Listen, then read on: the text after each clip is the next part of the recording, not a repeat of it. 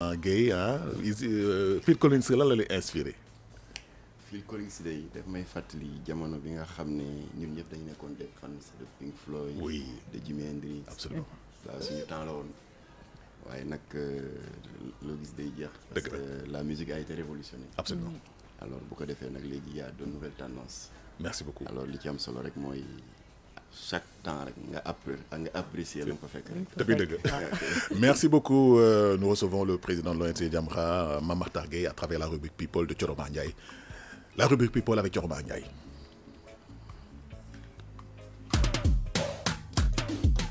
La chronique People.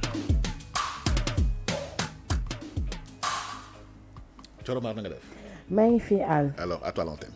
voilà mi ngoog maa ngi lay gërëm bu baax gërëm Mame Mactar Guèye ci nangu invitation bi fii ci studio yu King FM ñu ngi ci Almadies ñu ngi lay nuyu bu baax. waaw Thioro di la fay di am mbégte lool ci dalal bi ngeen ma dalal ci studio yu taaru yi parce que j'ai l'impression d'être à RFI. alhamdulilah macha allah parce que fii c'est un palais. yàlla na jëm kanam. amiin. di sant aussi la sympathique équipe bi ma fekk fii ci studio bi. te di ñaan yàlla waxtaan bi ñuy waxtaan askan wi mën si jëlee njëriñ. mi ngoog loolu moo tax ñu woolu la tey ndax lu ñuy dox rek dañuy bëgg nag sénégalais yi jëriñu ci. tey bu ñuy tàmbali laaj bi ak waxtaan wi dañu koy tàmbalee ak coow li nga xamante ni fan yi nag jóg na mu di coowal lesbianisme buñ ko mën a waxee noonu. ñu gis ko ci ay ndaw yoo xamante ne ñu ngi ci ay l'école mu mel ni nag Jamra itamit yëkkati na ci ay kàddu déjà ban jàngat ngeen am ci mbir mi. mais d'abord dama bëgg a leeral askan wi ne ñun ce n'est pas la première fois ñu yëkkati kàddu di naxarlu la tendance lesbienne bi dellu si en force dans les lycées et collèges ce n'est pas la première fois je prends la presse à témoin au mois de mai 2012 nous avions déjà tiré la sonnette d'alarme par rapport ak benn prétendu anniversaire bu ñu doon célébrer fii ci bar piano soriwul trop ak Grand Yoff mais comme que dañu amoon des informations comme quoi qu'il y avait des membres de Sourire de Femmes qui est une ONG qui défend les lesbiennes et les homosexuels suñu njort daal di ñaaw nous avions prévenu la brigade des mœurs ne ko yëg nañu ne que parmi les enfants am na ko am 16 ans donc mineur la ñu ngi ci bar piano xamuñu lu ñu fay def mais suñu njort rafetul et l'histoire nous a donné raison parce que bi brigade des mœurs defee irruption dans les lieux ñu jàpp leen en flagrant délit ñu nekk en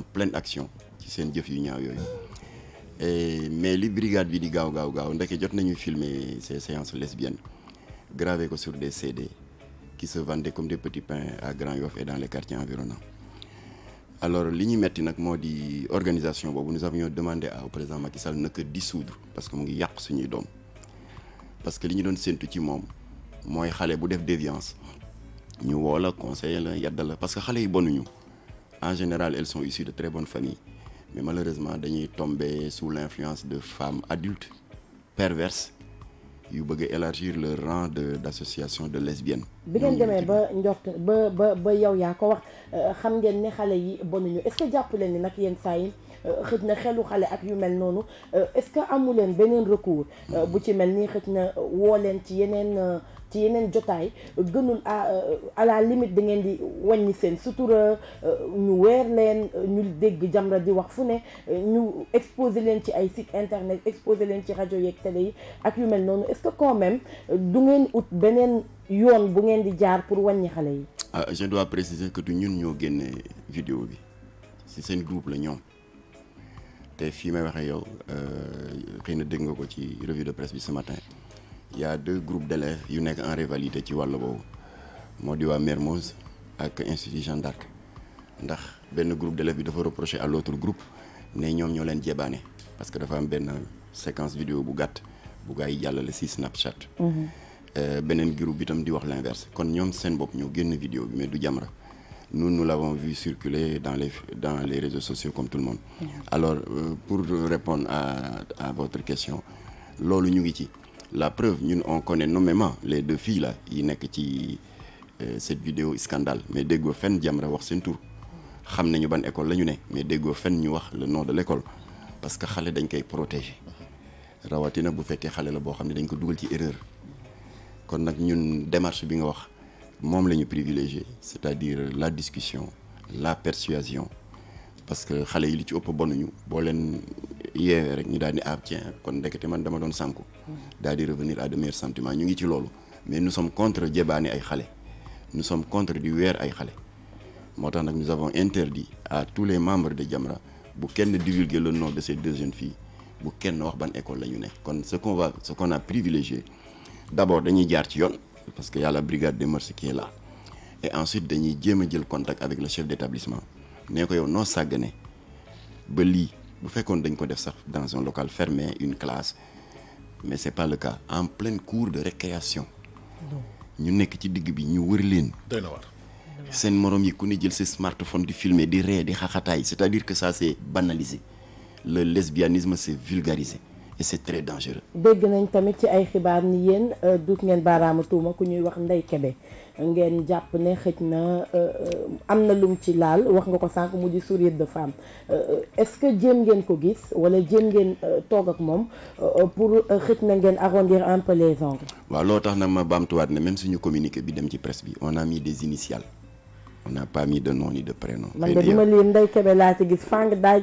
waaw loolu waaw boo duggee ci site yëpp Seneweb Dakaractu ak IGFM ñoom ils ont repris initiales yi ñu def mais ku ko jël nag firi ko sa responsabilité waaye du ñun suñu démarche du weer nit sutura nit da nga koy dimbali suturaal ko weer nit baaxul parce que dañ ne ci dugg sutura alors bu ko defee ndaw soosu il avait déjà eu maille à partir avec la justice en 2013 pour des faits similaires ba ñu arrêté ko teg ko loxo en Casamance alors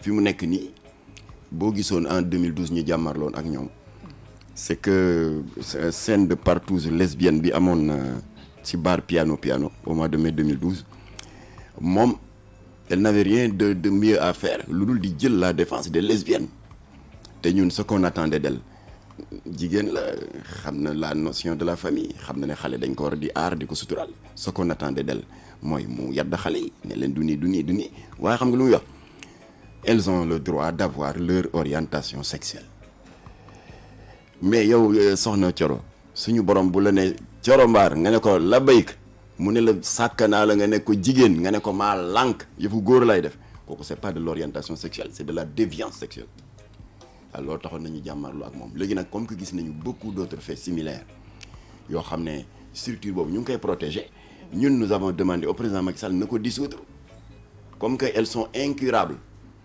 et je précise d'ailleurs que 5 yi brigade des mœurs qui m'entendent certainement la brigade des mœurs 5 yi ñuy jàppoon à Grand Yoff ci bar piano elles sont toutes membres de Sourire des femmes. D'accord.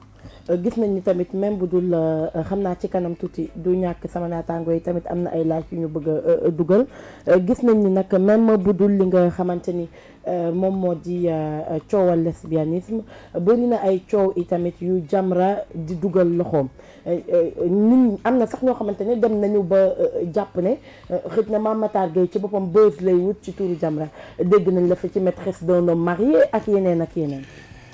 defe naa bi sa càmmeñ rahmatullahi alayhi Abdou Latif Gueye créé Jamra en février 83 koo xam ne février 83 ba léegi 36 ans te amagoo buzz booy boo nga bàyyi kon defe ñun weesu nañ fu ñu ut buzz maa ngi doon cokkaas sa benn confrère presse ma ne ko yéen pourquoi bu Jamra defee médiation sociale ba Sotrac dañ leen daxoon tas ko remplacé ko par Dakar Dem Dikk il courait derrière leur dû ak des années yàlla def ndimbal Jamra ak yeneen i partenaires yu mu lëkkaloo yu mel ni l'éminente socio-anthropologue Fatou Sow Sarr ku demee ni le député Iba Der Thiam ku demee ni Alioune Tine yàlla def ba Jamra lëkkaloo ak ñooñu on a réussi à arracher si 9 milliards yi leen état bi amel 5 milliards jox leen lu tax waxu leen ko. yow da nga mel ni ko xaw a bëri histoire parce que yow mii nag nañ ko waxtaanee yow dafa mel ni Mayte moom mii kaa la bëgg c'est-à-dire xam nga yooyu noonu.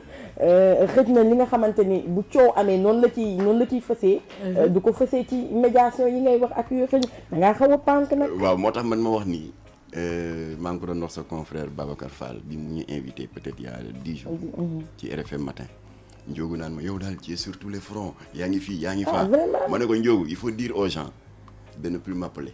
ah kon nit ñi lay woo ma ne ñoo may woo.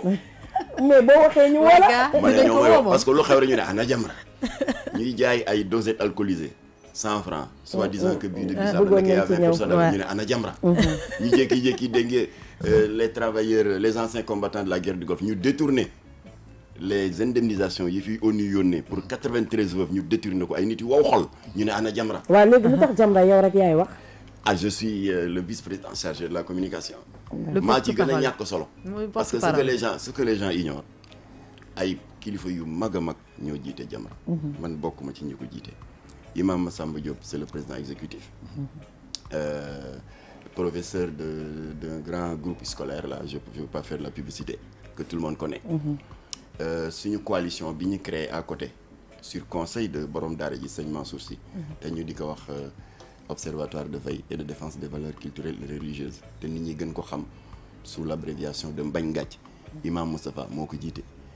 ainsi de suite ay kilifa rek ci ne. maa ci gën a ñàkk solo nag. et pourtant les gens se posent la question par rapport ak légitimité wu ONG Jamra wala légitimité wu Mame Matar Gueye parce que man moom vraiment man ONG Jamra dama jàpp ne yow la parce que même su fekkee ni yow yaa yor wàllu communication bi itamit pour man ñeneen ñi wax nañu mën a di dem ci yeneen ay plateau ak yooyu ñu leen di gis mais yow da donc dem nañ ba à la limite beaucoup de gens se posent la question par rapport à la légitimité de cette ONG. waaw dafa mel ni Seydou Gueye rek quand il était le porte-parole de Benno Bokk Yaakaar. waaye du moom rek mooy wax y a que lui qui parle de Benno Bokk Yaakaar. ainsi de suite alors léegi Imam Massamba te maa ngi koy remercier son naataango Alaaji Assane Gueye invité na ko 2 fois janoo bi xamoon na émission boobu tudde teyam par alxames bi am kii bi waaw bi am par jeudi invité waat na ko ci voilà beneen boo xam ne c'était à la télévision donc moom mu ngi kii waaye nag comme que il dirige 2 groupes scolaires le groupe scolaire le Baobab bi nekk waaw léegi boo paree da nga yem service commercial mais man sax man loolu foofu laa bëgg ñëw mais xam naa dafay nekk juste après suñu bref bi parce que dafa wax sànq da nga laajte sànq question bu am solo par rapport ak légitimité wu maanaam groupe ONG yooyu noonu man damay ñëw ci sourire des femmes bi man ci loolu laa bëgg xam nan la demee daal ba ñu joxe aval maanaam ñu may leen possibilité wu créer ONG bu mel maanaam je sais pas kii bu mel noonu bu légal noonu te tout en sachant tout ce qu'il y a à l'intérieur. Ah oui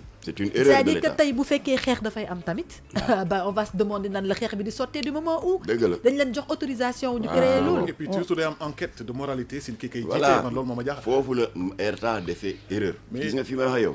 pardon c'est le nom. Al monsieur Al. Maïté. Coro présenté wuñu foofu du yoon alors erreur bi état bi def indépendamment de maa ngi naan maîtresse d'un homme marié sax indépendamment dañ leen sonal nag waa maîtresse d'un homme marié dañ leen a war ba leen bañ leen wàcc waaw mais CNRA moo rëq seen digg mais du ñun on a fait que crier au secours naka yow lépp ngay seetaan loolu lépp dinañ ci ñëw non seulement il y a sourire de femme et je le dis tout haut na président Macky Sall jóg assainir la procédure de délivrance des récépissés. Tenez-vous bien fi may wax yow am na 9 organisations homosexuelles et lesbiennes légalement reconnues par l'État du Sénégal. ci réew mi waaw Coro mën naa am seen récépissé yëpp.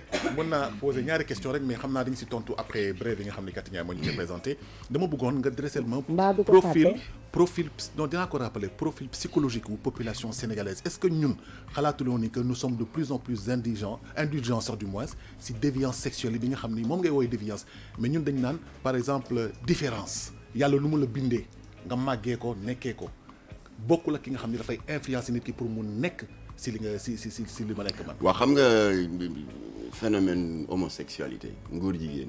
est-ce que mën nañ si ñëwaat après bref bi. Ah d'accord comme ça nga réfléchir. ñu dalal président chargé de la communication de l'ONG Jamra mu tudd Mame Matar Gueye ñuy liggéey si wàllu en fait ñuy waxtaan excusez-moi si wàllu mœurs ak doxalinu àdduna maanaam dans un instant.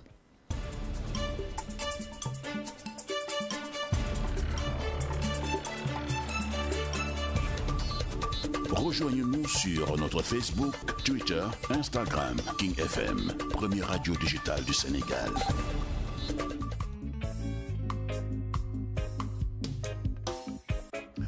comme ni ko doon waxee ñu ngi dalal si rubrique people bi nga xam ni Thioro Mar Ndiaye moo koy gérer moo koy animé Mame Matar Gueye sama question bi sànq rek moo doon est-ce que mën nga ñu dresser le profilu sénégalais c'est-à-dire que sénégalais yi de plus en plus de mën a marqué ni que dañuy gën a accepter loolu maanaam góor jigéen ñi mais du moment bu ñu leen laal rek dañu naan garaawul ñoom seen dund la wala peut-être yàlla noonu la leen bindee dañ koy yóbbu si domaine spirituel ba est-ce que mën nga ñu vraiment orienter pour ñu mun a xam est-ce que ñooñu normal nañu wala ñun ñoo normalul. waaw xam nga naka jekk comme ni ko ñëpp seetloo traditionnellement ñun ñi ñëpp ba ñu nekkee ay tout tànk ba léegi yàgg nañ di seetlu ne le phénomène homosexuel dafa bokk dans le décor de la société sénégalaise ñun bañ nekkee xale daan nañ dem ay ngénte ay sabar. tata caare. waaw voilà di gis góor jigéen ñi di yenn booru beñe yi ñu topp di leen yuuxu mais ça c'est limité à ça. C'était vraiment des êtres un peu particuliers. Voilà, ñu daan leen kokkali mais ça n'allait pas plus loin. Mais depuis quelque temps, ils se sont communautarisés. Ba pare di poser des actes provocateurs, di agresser l'écrasante majorité des croyants de ce pays. Est-ce que de liberté d'expression tamit? Non, liberté d'expression, réalité la, mais ça s'arrête là où commence la liberté des autres. Ils font fi de tout ça. Je vais citer 3 exemples, mais il y en a beaucoup. Hein. Ça peut prendre même toute l'émission. Au lendemain de la première alternance, en 2000, nous avons eu des informations, donc en 2001, comme quoi que l'IAM Europe, pendant l'été, la grosse marche des homosexuels, Gay Pride, voilà. Nous avons essayé. Parce que le Sénégal le pays de la teranga fi mooy laboratoire test lu bon lu waay indi rek boo ko fi essayé bu doxee rek mu dox alors ñun ñu yëg ko di dajale des coupures de fax qu'ils s'échangeaient entre eux parce que dañu nekk bitim réew c'est notre particulièrement la Ligue mondiale LGBT la Ligue des gays des lesbiennes des transsexuels donc ñoom ñuy échanger ay fax avec un grand patron de presse qui était leur correspondant ici kooku di leen defal ay réservation d'hôtel parce que ñoom dañu xawoon a bari war nañu mat 800 ou 900 alors ñuy intercepter avec nos propres moyens techniques des coupures de ces fax là ñu dajale ko ba mu bari ñu dem seeti le général Mamadou Niang qui à l'époque était ministre de l'Intérieur te ñu ngi koy remercier d'ailleurs pour la fermeté dont il avait fait preuve ñu ne ko monsieur le ministre voilà ce qui s'apprête à s'organiser dans notre pays nous ne sommes pas contre la liberté d'association ni d'expression, mais nous sommes dans un pays fortement ancré dans ses croyances, 95% de musulmans, 3% de chrétiens, qui rejettent ñaari confessions religieuses, les déviances sexuelles. Dans l'islam, il y a pas moins de 18 fatwas qui les rejettent. Et dans la Bible, dans Lévitique 18, verset 22, tu couches avec un homme comme on couche avec une femme. C'est une abomination. Quand nous, les chrétiens, nous avons beaucoup de position. Nous avons dit que ñu ne ko yow ministre de l'Intérieur général Mamadou Niang ak ñun Jamra nous sommes assez responsables on saura nous maîtriser mais am na ñoo xam ne daf leen jaral ñu xaalu génn ci mbedd mi dal ci seen kaw donc il y a des risques de trouble à l'ordre public mu ne ànd na ak yéen à 100%. Séance tenante la jox ordre secrétaire am mu def benn communiqué envoyé ko à tous les réceptifs hôteliers du Sénégal ne ku fi héberger lii di nga nekk en violation de l'article 319 du code pénal qui bannit les unions contre nature. D'accord xam naa alors benn ngoog xam nga la provocation la am na beneen boo xam ne dama koy tënk rek fii ci cimetière Soumbédioune xam nga cimetière yooyu dañ ko tëj léegi ndax dafa fees. alors gardien bi jékki-jékki rek benn bés c'était en 2005 je crois heure timis génn yuuxu tëgg gémmiñ gi mel ni ku jommi nit ñi daw ñëw naan ko lan la muy yuuxu ndekete ci benn bàmmeelu benn nitu yàlla ñëpp a xam soxlu may tudd turam fala ñaari punkalu góor yu futteeku comme ni leen seen ndey jure nekk di def yooyu un troisième larron yore caméra am di filmer alors population Gueule Tapée yëpp ñu génn leen ci armeel yi tout nu maire yi yore kuddu ci noir xale yi yor ay kuru Baay Faal bu ne dañ leen di rey mais bu dul woon la rapidité te commissaire baa ngi may dégg du commissaire du 4e arrondissement bu Gueule Tapée musiba dana am alors bañ leen jàppee dans le PV de police ñu leen mais yéen ak ni àdduna bi yaatoo booru géej a ngi fi hôtel yaa ngi fi pourquoi yu bon yi ngeen di ko def fii ci armeel bi ndekete ñoom bu ñuy jaay à des sites internet des séquences pornographiques plus nga def ko dans un lieu insolite une église abandonnée un cimetière valeur ajoutée la bu naroon jar 6 millions day doubler jar 12 millions. D'accord. Etc. Alors bi ci mujjee mooy et j'en terminerai par là parce que y en a des tonnes seen provocation yi ñuy def et qui sont inacceptables bi ci mujjee mooy le 25 décembre 2015 ndax yàlla dafa def lu doy waar. Il y a eu un hasard des deux calendriers, le calendrier hégérien suñu mbokk catholique yi et le calendrier hégérien muy bu jullit yi ak grégorien bu catholique yi mu tombé que 25 décembre catholique yi di ci célébrer la naissance de Seydina Isa Jésus-Christ ñun aussi ñu di ci célébrer Mawludul Nabi ñu di ko célébrer muy guddi gu am solo catholique yi jullit yi daal di jàppante jaxasoo mu nekk un point important dans le cadre du dialogue islamo-chrétien. Alors homosexuels yi choisir ce jour symbole.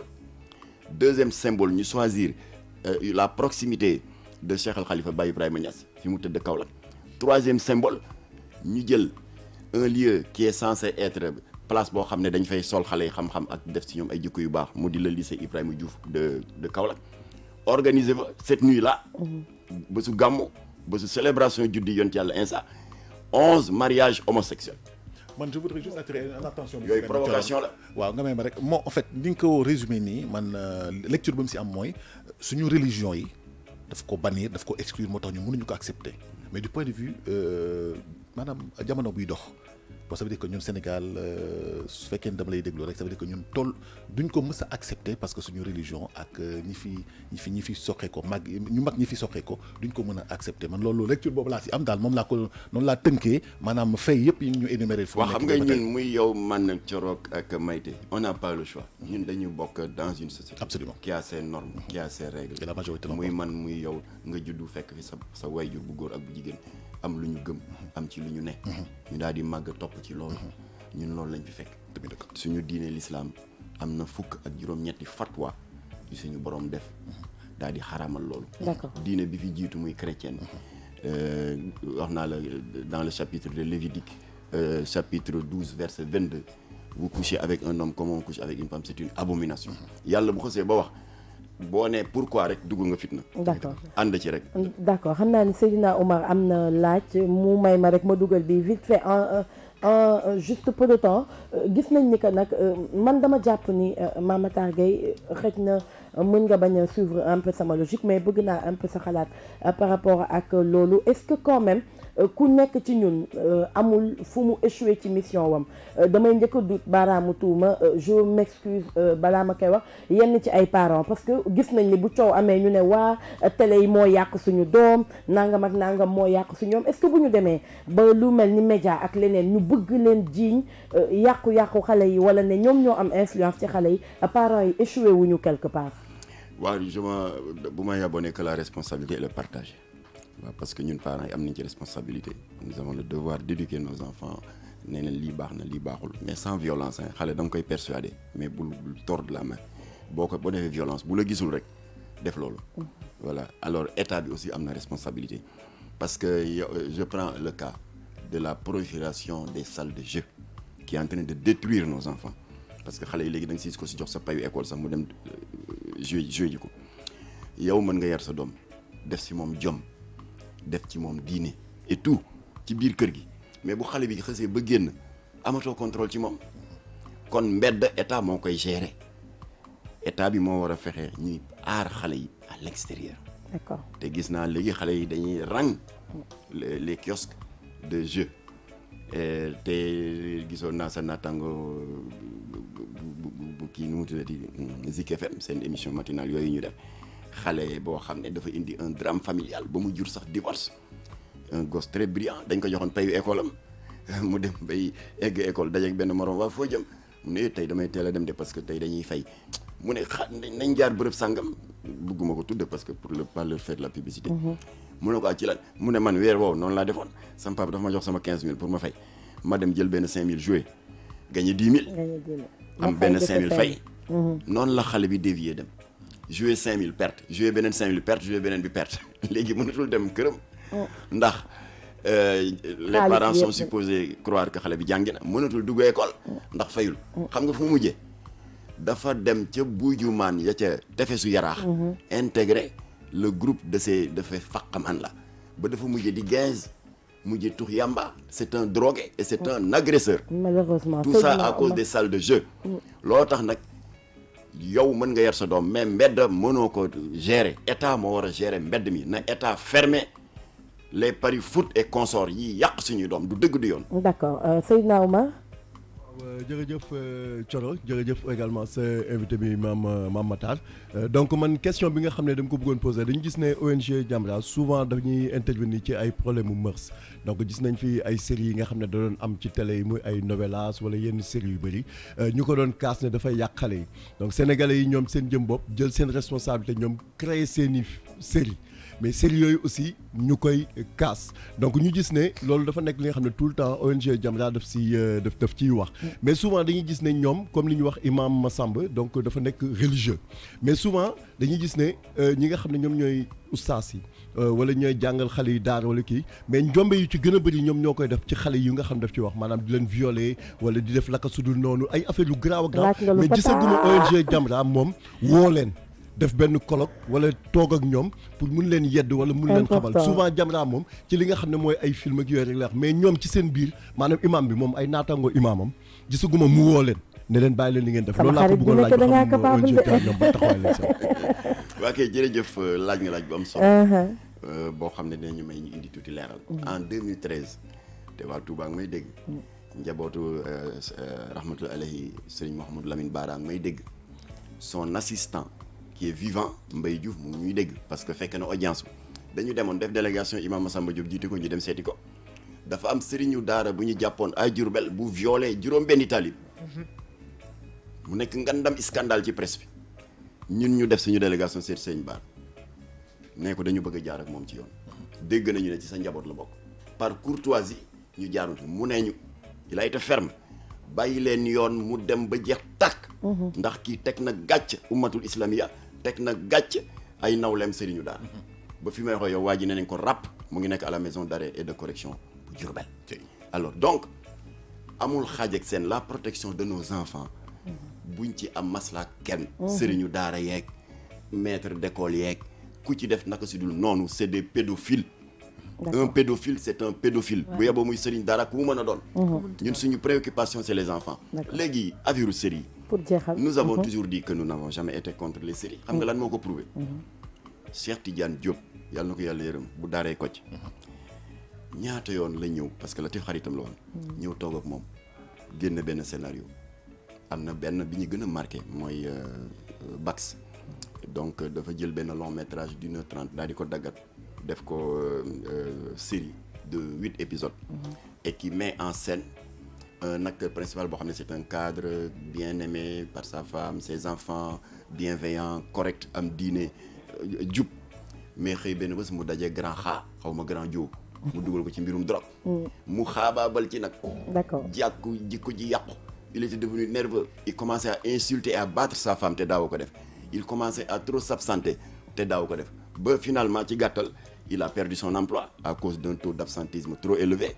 sëyam tas ndax sa femme n'en pouvait plus des actes de violence etc ba série bi jeexee mais on a reçu fii suñu siège avenue Bourguiba plusieurs gosses qui venaient à des jours différents am na ci témoignage bu ma fekkee bu daw yaram xale bi dafa ñëw ci Latif ne ko man day wax dëgg yàlla dama daan mos cannabis léeg-léeg ma daan laal tamit héroïne drogue dure bon je suis un accro mënuma koo bàyyi ndax vraiment il me faut une cure de désintoxication te dégg naa Jamra yéen a ngi dimbali ay nit ci wàll woowu ndax série ba ma seetaan Bax te yéen Jamra ngeen liggéey ci scénario bi ak Cheikh Tidiane Diop bu daaree Kocc ba ma ko seetaanee gis waa ji comment sa vie s'est dégringolée man je ne veux pas arriver à cette extrémité kon voilà une série qui a atteint son objectif elle s'est d'abord fait le reflet d'une réalité de la société sénégalaise mais daf ko positiver pour que boo ko seetaanee boo ci jógee nga jëlee ci de messages moraux et civiques contrairement à Maîtresse d'un homme marié et je l'ai dit au producteur de Marodi TV Massamba Ndour qui m'a fait l'amitié de venir me voir à la maison ànd ak seen scénariste bi Khadija Sy ma ne leen première étape bi vous l'avez réussi parce que yi ngeen di wax vous vous êtes fait le reflet fidèle d'une réalité sénégalaise sama compagnie gi les tontons saay-saay la di am deuxième bureau réalité la bàyyi fi seen jabar am benn coro non pas fiancé non pas coro mais nekkaale am na Vous avez très bien fait de dénoncer ça. Mais là où vous avez échoué, vous avez valorisé les propos obscènes et grossiers. Vous avez fait la... Moi, je n'ai pas fait dara lo dégul temps bee ñu tënk rek waaye kon sama lii maa ko moom ku ma neex laa koy jox. C'est pas de l'apologie de la fornication. waaw temps bi def nañu alors vraiment sujet bu intéressant la mënoon nañu si toog waxtaan pendant il faut que mu ñëwaat sama question bi ma doon wax sànq c'est dommage qu'on n'a pas eu le temps d'y répondre désolé bëggoon naa vraiment mu wax ma nan la état bi def wala nan lañ organisme di def pour mën a joxe genre autorisation de créer des organismes comme ça dañ koy def ba pare après ñu tourner ci biti ñu ne dañ koy dindi alors que yaa joxe autorisation yaa ko jox autorisation ñenn ñi sax di wax ni 9 organisations homosexuelles dañ ciy bokk yooyu yëpp du ñàkk ñu ñëwaat 9 associations homosexuelles dont Sourire de Femme officiellement autorisées par l'État ñu ngi tey seen récépissé c'est incroyable fu ñu ko teg ñooy yàq suñu doom yi ñu ngi laaj Macky Sall dinaa woowaat Mame Matar incha allah protéger la société sénégalaise. d'accord mi nga gërëm nañ ko moom tamit Mame Matar Gueye ci nangu wuy si bi vraiment biñ ko woowee c'était avec beaucoup d'humilité la nangoo ñëw wuy si invitation bu King FM gërëm nañ la bu baax. waa kay ñu ngi am kontaante lool ci dalal bi ngeen ma dalal tey ça m'a permis de faire connaissance avec des gens très sympathiques. Al ak Mayte Seydina Oumar yow moom suma doom bàjjen. waaw loolu dëgg la yow yàgg nañ bëkkante depuis Walfadjri. di la sant itam ci li nga ñëw jàpp ci liggéeyu groupe Futurs Médias ndax man ci kër gi laa bokk incha allah. waaw fii mag Pape Cheikh ayem ne ni bu dem doon am tey Birane Ndour dem rek mais ñun duñ dem ñoo moom kër gi. exactement yéen ko moom. bëri nga si morom merci beaucoup Mame Matar Gueye nous c'était un plaisir de vous recevoir. si King Morning mooy matinal bi nga xam dañ ko tàmbali 7h ba 9h. heure bi lay jeex mais avant ça dañu am horoscope si wàllu si kàllaamay wolof. gisaani quoi ak voilà. gisaani wolof waaw voilà mu ngoog ak Mayte bi nga xam ne mooy animé rubrique TIC ak technologie di animé tamit rubrique santé bi wérgu yaram et en même temps aussi di joxe horoscope. C'est un plaisir de vous recevoir sur le plateau. Formidable, bonne continuation, merci bonne beaucoup. chance et beaucoup de challenges absolument à relever avec succès. Et bonne journée à vous et que vos causes soient, votre parole soit entendue. Merci beaucoup. ñu dégg seen kàddu yi ñëpp ànd ak yéen. bokk ak yéen xalaat ñu jëmale Sénégal kanam. parce que ñun amuñu beneen préoccupation rek budul rek la protection des enfants. Merci beaucoup. On est stigmatisé. C'est très important. Absolument. Voilà, merci bien. Au revoir.